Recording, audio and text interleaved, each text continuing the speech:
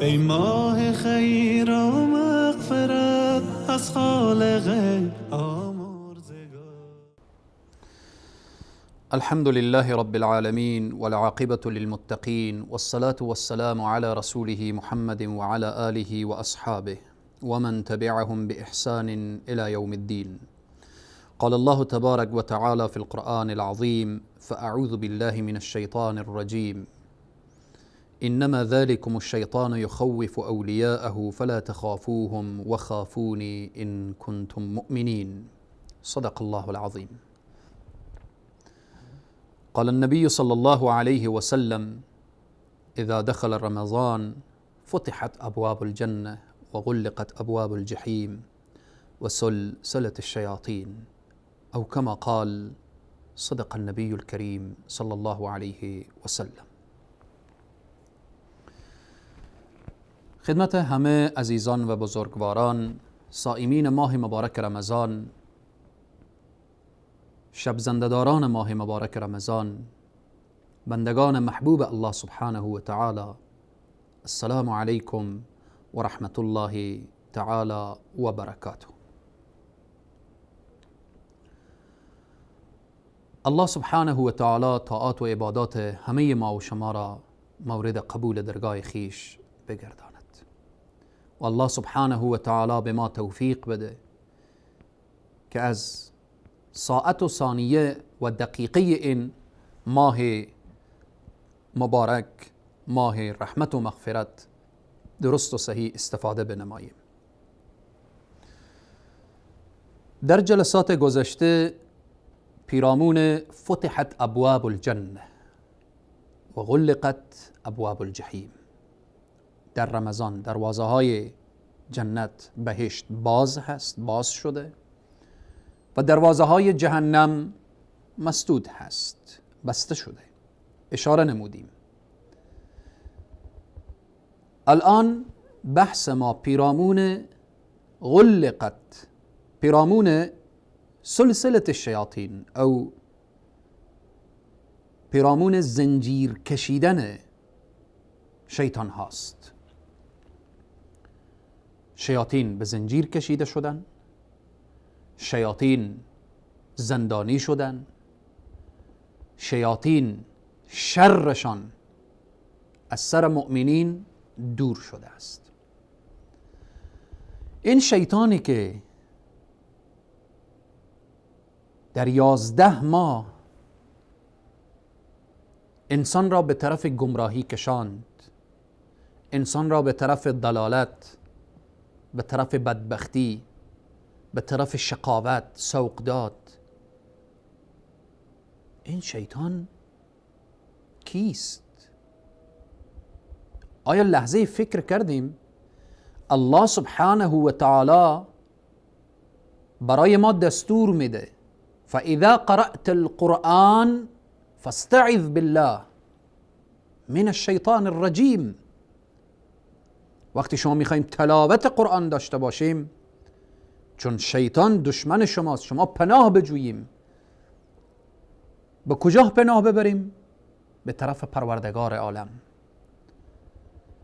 چنان دشمنی شیطان، عداوت شیطان نسبت به بنی آدم، این کینه دیرینه ازلی که داره چنان هست که الله سبحانه و تعالی نمیگه جای دیگری پناه ببرید، میگه پناه به من بیاورید. پس پناه بردن به الله این نشان دهنده اینه که این دشمن نباید به دست کم بردارید. وقتی در این ماه مبارک رمضان این دشمن به زنجیر کشانده شده، باید تو خوشحال باشی، فرحت داشته باشی، ذوق داشته باشی که اگر قبل از رمضان تو را به عبادت نمیگذاشت، الان با فکر جمع و خاطر جمع به عبادت الله سبحانه و تعالی مصروف هستید. شیطان دشمنی ازلی داره با فرزندان آدم. ان الشیطان لکم عدو مبین. دشمن واضح و آشکارای شماست. شیطان قسم یاد کرده که در پی گمراهی بنی آدم تا لحظه مرگ روان هستم. تا لحظه مرگ شیطان رها نمیکنه و سخت‌ترین لحظه هم لحظه مرگ هست که شیطان در کنار انسان قرار میگیره و تلاش میکنه تا خودش تنها به جهنم نره، باید همراه داشته باشه. شیطان چنان وسوسه داره که الله سبحانه و تعالی میفرمایه فوسوس لهما الشیطان لیبدی لهما ما وری من سوآتهما. الله سبحانه و تعالی به آدم علیه السلام، به حوا علیه السلام، به اینها گفته بود از این درخت ممنوعه نخورید. شیطان وسوسه کرد و اونها به وسوسه شیطان فریب خوردن، از اون درخت ممنوعه خورده شد. پس وظیفه شیطان وسوسه هست. سر نماز تو را به وسوسه می اندازه. ماه مبارک رمضان که مسدود و به زنجیر کشیده شده و به زندان افتاده، در بند و قید قرار گرفته، اما باز هم اگر در این رمضان تو عبادت درست و صحیح نداشته باشی، او وساوس شیطانی که قبل از رمضان با تو داشته هنوز در وجود تو تأثیر میگذاره. پس وسوسه شیطان باید انسان این وساوس را از زندگی خود در این ماه مبارک رمضان دور بسازه. وسوسه های شیطانی ویروس هست. در وجود بنی آدم شیطان وسوسه میکنه. در 11 ماه وسوسه کرده. ماه مبارک رمضان ماهیه که باید این وساوس دور بشه، چون شیطان نیست که دیگه وسوسه داشته باشه. اگر انسان به عبادت نپرداخت، درست و صحیح روزه نگرفت، قیام شب نداشت، دعا نداشت، این وساوس دور نمیشه. شیطان دشمن هست و دشمنی میکنه. از جمله دشمنی های شیطان ایجاد خوف، ترس. انما ذلكم الشیطان یخوف اولیاءه. دوستان خود را میترسانه. اگر به جهاد رفتی کشته میشی، شخص نمیره. اگر زکات دادی فقیر میشی، شخص زکات نمیده. اگر حج رفتی سرمایه تو هدر میره، حج نمیره. اگر در ماه مبارک رمضان صدقه دادی، جود و بخشندگی داشتی، سرمایه تو کم میشه. به هر حال میترسانه. وظیفه شیطان هست. الله سبحانه وتعالی میگه فلا تخافوهم وخافونی ان کنتم مؤمنین. از شیطان نترسید، از من بترسید اگر مؤمن هستید. شیطان تجارت و معامله انسان را خراب میکنه. الشیطان یعدکم الفقر. شیطان وعده فقر میده و یأمرکم بالفحشاء. کار شیطان چیه؟ وعده فقر دادن. فقیر میشی اگر صدقه دادی. اگر مسجد ساختی فقیر میشی. اگر پول خود را به حافظان قرآن و طلاب علم و ایتام و بیوزنان و فقرا و مستضعفین و اینها مصرف کردید، فقیر میشید. همین وسوسه در ذهن آمد، این وسوسه شیطان هست. و یأمرکم بالفحشاء. شیطان امر میکنه به کارهای زشت. برو بکش، برو بزن، برو دزدی کن، برو ظلم کن، برو بیعدالتی کن، برو رشوت بخور. همه اینها دستورات شیطان هست. نعوذ بالله برو زنا کن، برو قمار بزن، برو شراب بخور. و یأمرکم بالفحشاء. این کار شیطان هست. الله سبحانه و تعالی این دشمن بزرگ را در این رمضان سلسله الشیاطین به زنجیر کشانده شده. این را به زنجیر کشانده تا تو راحت باشی. عبادت الله را راحت انجام بدهید. همچنین شیطان دستور میده به اسراف، به تبذیر. الله سبحانه و تعالی میفرماید ان المبذرین كانوا اخوان الشیاطین. اسرافکاران، کسانی که اسراف میکنن، تبذیر دارن، اینها برادران شیطان هستند. اینها کسانی هستند که با او نه تنها دست دوستی بلکه برادری، دست برادری دادن. شیطان اسرافکاران را دوست داره، مسرفین را دوست داره، اونها را برادر برای خود انتخاب کرده. همچنین خلاصه الله سبحانه و تعالی می فرماید و من یتخذ الشیطان ولیا من دون الله فقد خسر خسرانا مبینا. کسی که شیطان را به عنوان دوست انتخاب بکنه و الله را رها کنه، در حقیقت که در خسران واضح و آشکاری افتاده. این خسران چیست؟ بر راه شیطان رفتن، به قول شیطان عمل کردن. بین جامعه خیلی جالبه، شخص کار زشت که انجام داد بعد میگه شیطان مرا فریب داد. خودش هم میفهمه. یک کار زشت و ناروایی که کرد بعد میگه شیطان مرا برد در این راه. خوبه که خودت میفهمی و میدانی. الله سبحانه و تعالی به صراحت میگه و من یتخذ الشیطان ولیا. کسی که شیطان را به عنوان دوست برای خود بگیره و الله را رها کنه، فقط خسر خسرانا مبینا. این خسران چی هست؟ این زیان چی هست؟ این خسران براءت و بیزاری شیطان از این شخص هست.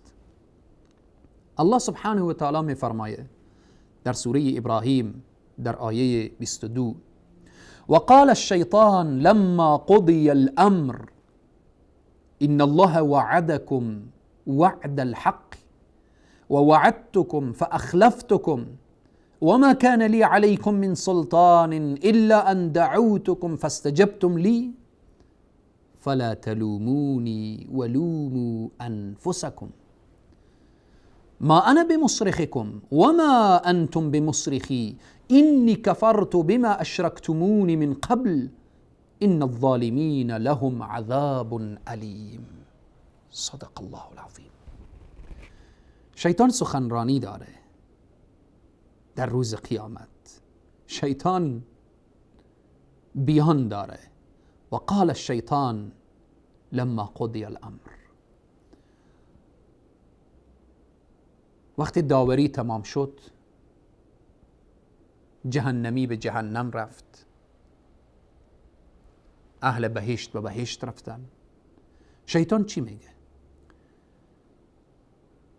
الله سبحانه و تعالی برای شما وعده حق داده بود و وعده خود را راست کرد. ان الله وعدكم وعد الحق. الله سبحانه و تعالی وعده حق داده بود، وعده هم حق هست و ثابت شد. فاخلفتكم، و من برای شما وعده کرده بودم اما امروز هیچ چیزی نیست. وما كان لي عليكم من سلطان. هیچ کاری از دست من بر نمی آیه. خیلی مهمه. روزی که شیطان هم از انسان بیزاری بجویه چقدر سخته. در دنیا کسانی که دنبال شیطان رفتن، دنبال فریب شیطان، وسوسه شیطان، مکر شیطان، حیله شیطان، شیطان میگه آنچه که الله وعده کرده بود وعدهش ثابت شد و رسید و او چیزی که من به شما وعده کرده بودم چیزی نیست. هیچ کاری امروز از دست من بر نمی آیه. همه او را ملامت میکنن که تو برای ما گفتی شراب بخور، تو برای ما دستور دادی که بکش، قتل کن، نعوذ بالله زنا کن، نعوذ بالله رشوت و قمار و تو ما را بالاخره به طرف گناه و معصیت کشاندی. میگه فلا تلومونی ولوموا انفسکم، فلا تلومونی، مرا ملامت نکنید، خود شما نفس خود را ملامت کنید. شیطان هم پیروان خود را ملامت میکنه در جهنم که در کنارش میسوزن. و بعد میگه ما انا بمصرخکم و ما انتم بمصرخی. امروز نه من فریاد رس شما هستم و نه شما فریاد رس من. اینی کفرت بما اشرکتمونی من قبل، همانا من از این که مرا پیش از این شریک خدا ساختید بیزار هستم. هرچی اطاعت از من کردید من از شما بیزارم. لا اله الا الله، لا اله الا الله. چقدر سخته که شیطان از پیروان خود بیزار بشه در جهنم. در ادامه آیه میگه ان الظالمین لهم عذاب علیم، بیگمان برای ستمگاران و برای ظالمین عذاب دردناک است. پس دانستیم که شیطان چه کار میکنه. شیطان هست که زندگی را خراب میکنه، شیطان هست که اختلاف میاندازه، شیطان هست که بین زن و شوهر جدایی ایجاد میکنه، شیطان هست که انسان را بدبخت دنیا و آخرت میکنه. انما یرید الشیطان ان یوقع بینکم العداوة والبغضاء. شیطان هست که بین شما عداوت ایجاد میکنه، دشمنی ایجاد میکنه، قهر و غضب به وجود میاره. پس باید همیشه به الله پناه بجوییم. این شیطان، این دشمن بزرگ، دشمن واضح و آشکارا، الله سبحانه تعالی در این ماه مبارک رمضان او را به زنجیرها کشیده تا تو الله را به راحتی عبادت کنید. دشمن نیست، حرکت بکن به سوی الله. دروازه های جهنم مسدوده، حرکت بکن به سوی الله. دروازه های جنت باز مفتوحه، حرکت بکن. جنت باز دروازه هایش، جهنم مسدود، شیطان به زنجیر کشیده شده، حرکت بکن به سوی پروردگار عالم. شیاطین جنی به زنجیر کشیده میشه، اما متوجه باشید که شیاطین انسی به زنجیر کشیده نمی شود. شیاطین انسی کیست و کیا هستند در ماه مبارک رمضان؟ رسانه هایی که می بینیم، رمضان ماه قرآن، ماه صیام، ماه عفو، ماه توبه، هنوز بعضی رسانه ها می بینیم که رقص، پایکوبیه، هنوز می بینیم که فیلم های مبتذله. این اشخاص شیاطین انسی هستند. اینها کسانی هستند که کار شیاطین جنی را هم پیش می برند. اگر اینها توبه نکنن چقدر عذاب سخت دامنگیر اینها میشه. چقدر کسانی که حتی در رسانه ها کار میکنن، شاید روزه داشته باشن، باز هم به برنامه های مبتذل کار کنن، برنامه هایی که از اون برنامه ها بوی ربا هست، بوی قمار هست، بوی فسق و فجور هست، کار کنن. اینها کسانی هستند که از اون روزه خود جز عطش و جز گرسنگی دیگه بهره نمی برن. الله سبحانه و تعالی بر همه ما توفیق بده که از شیاطین جنی و انسی به خدا پناه ببریم. الله توفیق بده به جوانانی که در رسانه ها کار میکنن، خصوصا در دهه اخیر ماه مبارک رمضان، شبهای قدر، شبهای با خیر و با برکت، اینها اعلانات شبهای عید، برنامه های مبتذل خود را میگذارن. الله توبه نصیب ایشان و نصیب همه ما داشته باشه. الله سبحانه و تعالی جامعه ما را از گزند و آفات شیاطین جنی و انسی حفظ بفرمایه. قل اعوذ برب الناس ملك الناس اله الناس من شر الوسواس الخناس الذي يوسوس في صدور الناس من الجنة والناس. از این سوره دانستیم که شیاطین جنی و انسی وجود داره در رمضان. اگر شیاطین جنی به زنجیر کشیده میشه، ولی شیاطین انسی کار میکنه که الله ایشان را به برکت ماه مبارک رمضان هدایت کنه. اگر قابل هدایت نیستن، الله شرشان را از سر امت اسلامی دور بسازه.